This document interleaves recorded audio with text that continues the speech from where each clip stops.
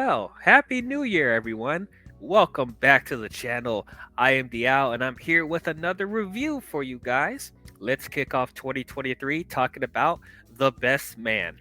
For those of you who are new, I did talk about the first two Best Man movies, the original Best Man that came out in 1999, and the 2013 Christmas sequel, The Best Man Holiday.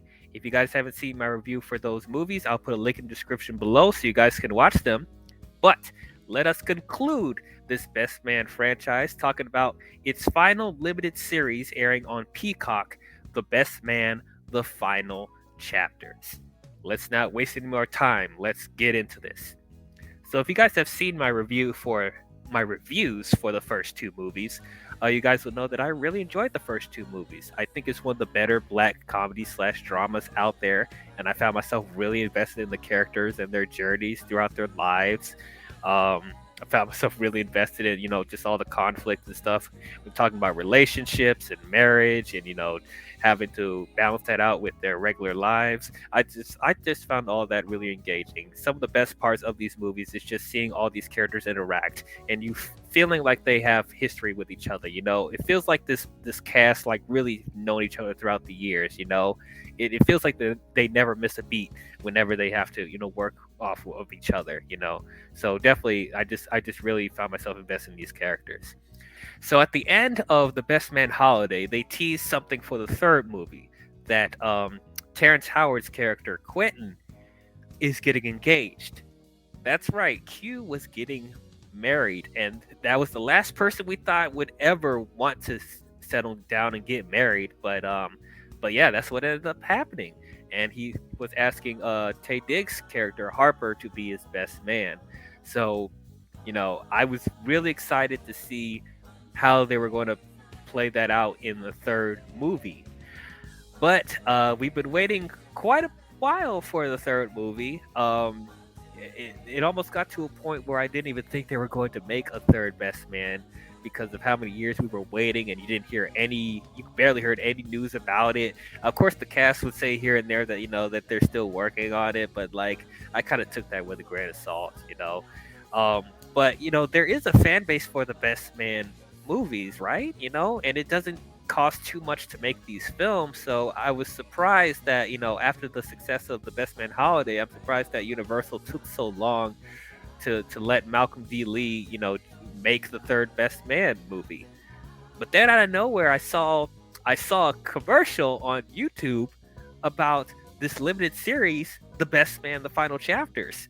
And like it literally just came out of nowhere. So they decided to turn the third Best Man movie into a limited series, and I was like, "Oh, okay, that's interesting."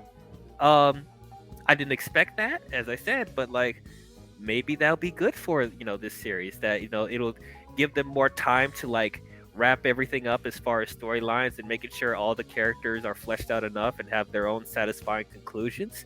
So I was like, why not? I'm definitely down for that. As long as you get all the cast back to do it, and of course they all seemed in favor of doing it. I was definitely on board. I was interested to see how they were going to conclude all this in this limited series. So sitting down and watching this, overall, I really enjoyed this. I really liked this limited series. I thought they did a really good job, um, you know, wrapping up everyone's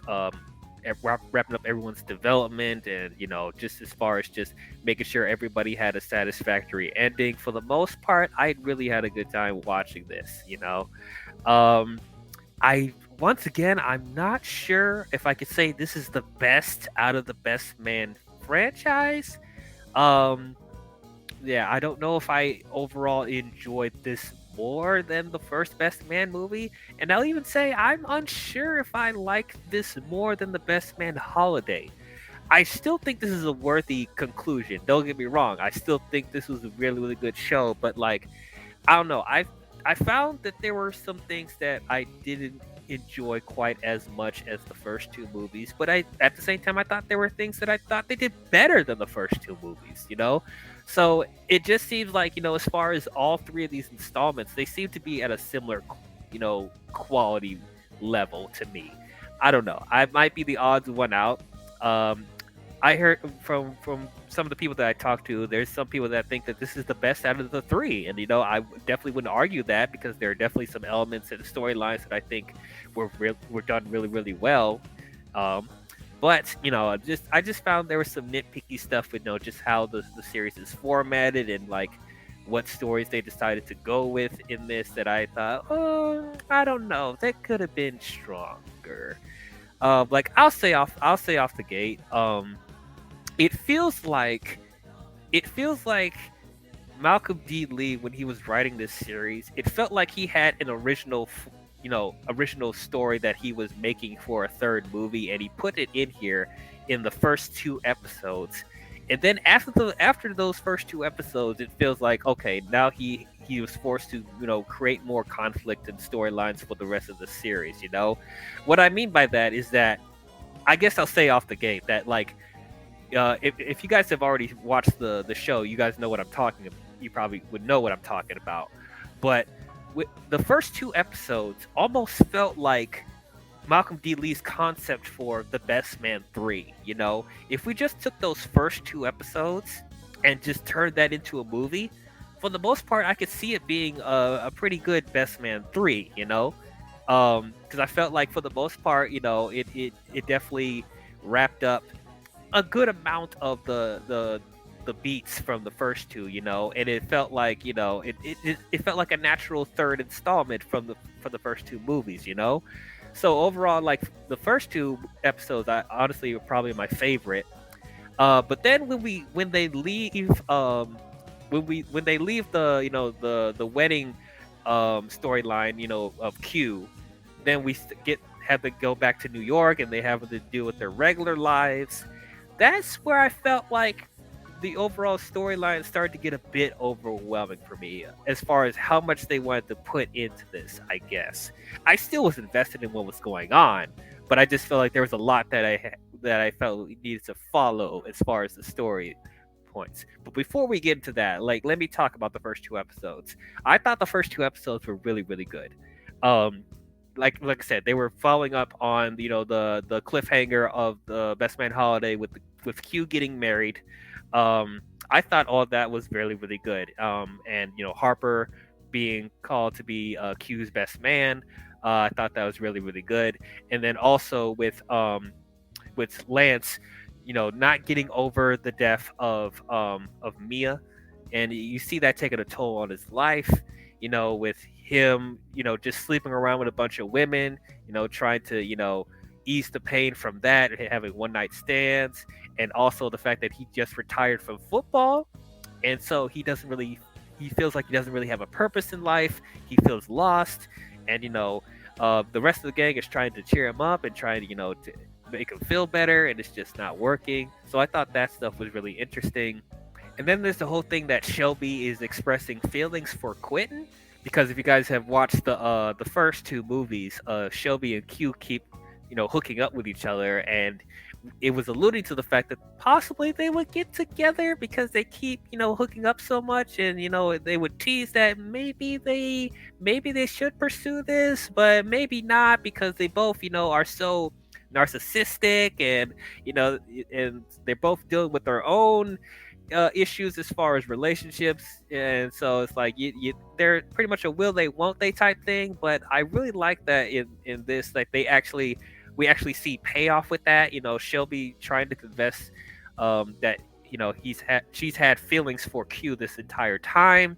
I thought that stuff was interesting, and then once again Harper having to deal with his past again with his book of unfinished business that caused a whole bunch of drama with Lance and the rest of the gang.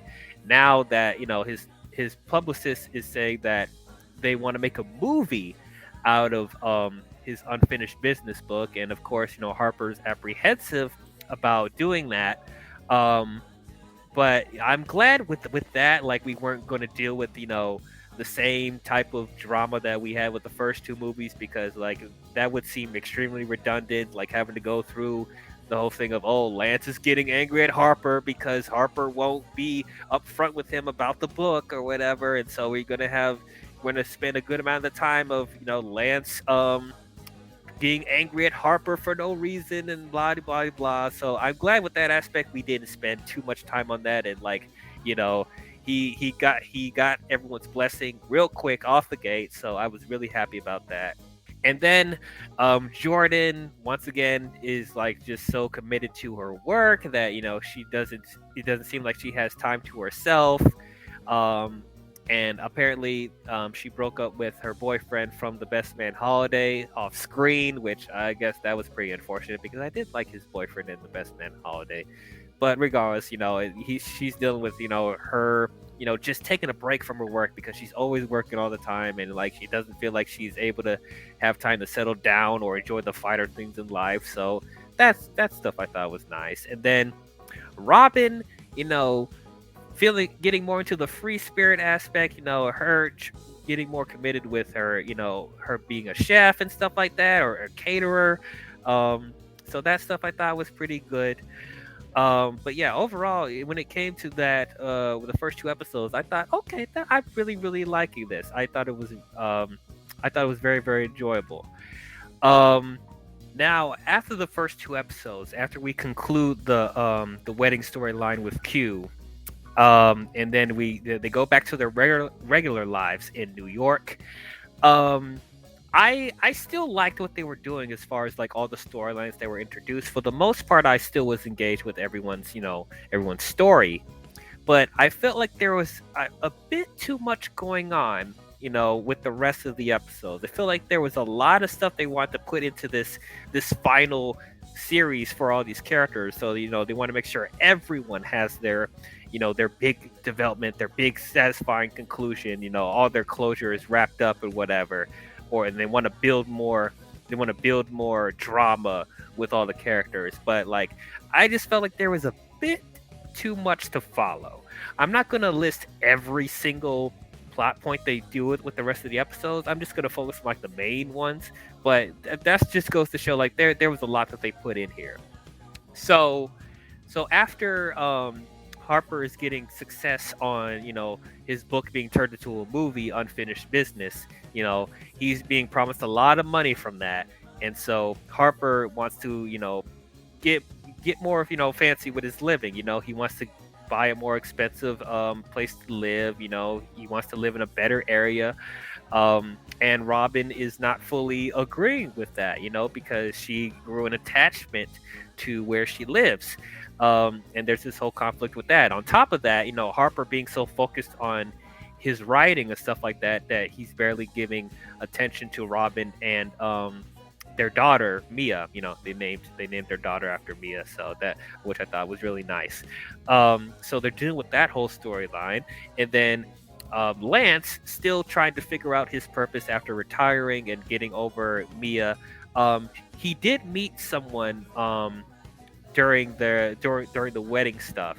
Like I think she was like a wedding planner for Q, and Lance and her end up building a relationship and stuff like that. So there's that thing going around with Lance, with him trying to date again, and him finding somebody new. So I thought that was interesting. But on top of that, after he said that he was going to retire from football, he sees that there's a new up and coming athlete playing for the New York Giants that Lance also used to be a part of. That he sees this new up and coming guy becoming a star just like Lance, and so he decides to come out of retirement and try to play football again. But of course that doesn't work out, because he's getting old. He's almost 50 in this show. So he then decides, instead of being a football player, he decides to be the coach for the New York Giants. So I thought, okay, that's cool. But on top of that, we have the storyline with Lance's oldest son. It turns out that he is non-binary, and he's been hiding this from him for very long. And he's also working for Jordan at at her firm or whatever. And he tells Jordan about it, but he's afraid to talk to Lance about him being non-binary, because of course we see Lance is such an alpha male that we don't know if he will be accepting to that. And then you have the storyline where where Q and Shelby are getting used to them being a married couple and raising their daughter and stuff like that, um, and also dealing with the plot where Q is trying to take over the family business from his father, but he doesn't fully want to do that, and he feels like he wants to do something else with the company that his father doesn't want him to do. And then on top of that, they have the thing where his father is getting into a really bad condition because he's getting older, and so he's not able to take care of himself as well. And so Q and Shelby are worried about his health and well-being. But then on top of that, Q then ends up getting health problems of his own. He's having heart issues, and so Shelby's getting really worried about his health as well. And then you have the storyline with Julian and Candace. Candace is going back to school and trying to start a business with cannabis, and so she's been really focused on her schoolwork and stuff like that, which is leaving Julian to tend with all the responsibilities with their daughters. And it seems to be unfair with with Julian having to hold all the responsibility while Candace is dealing with all, her stuff with, with her school work and, her starting the cannabis business. And then cutting back to Robin, she's starting to become an activist for Black lives, and she goes through all these protests and there was one point where she brings her daughter to one of the protests, and then they get in trouble with the law and then Harper's not happy about that at all, and so they deal with tension with that. Are you guys still following me? I know that's a lot to to unpack, but that's what I'm talking about. Because in my opinion, while all of these plot points are really good on their own, it feels like it's not enough to flesh all of these out in 8 episodes that are an hour long. Like, it almost feels like this should have been a multi-series for all these plot points to be fleshed out enough, because it just feels so overwhelming that we're just jumping from one thing to the next in such a short period of time, you know and I know, like, I guess Malcolm D. Lee feels like this is his last chance to, you know, to do stuff with these characters, so he decided to just throw the entire kitchen sink into this show. Which I know I appreciate. Like I said, I appreciate all the storylines that they put in here, and it's like I am invested in, a good amount of them. But it's like I just feel like not all of these plot points were able to get enough development. I wish there was more time to, just flesh these out. I wish it wasn't just a limited series. I wish there was, there was more than one series, more than one season, I would say, for them to, develop all of this stuff.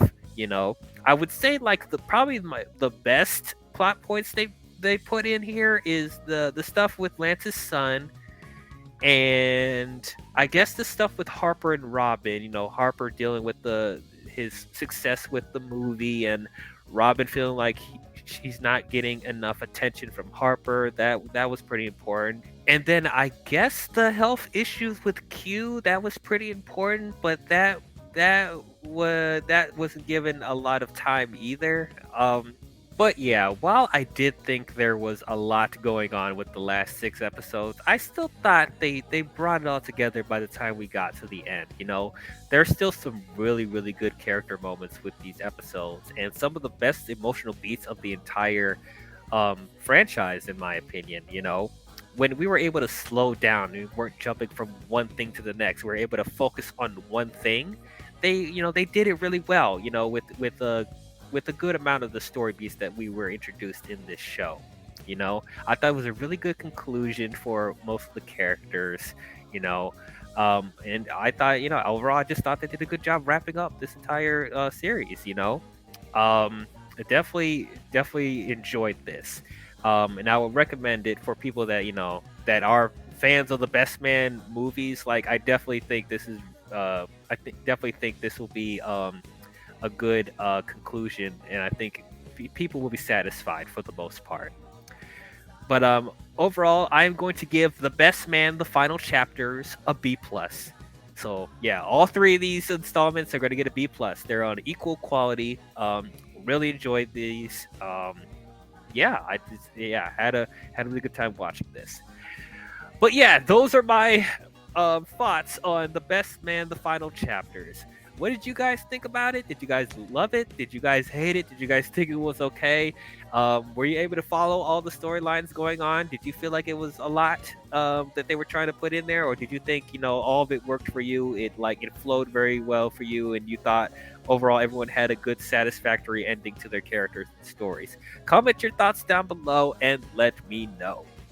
But yeah, if you guys enjoyed this review, please don't forget to leave a thumbs up and subscribe to the channel. We're on the road to 500 subscribers.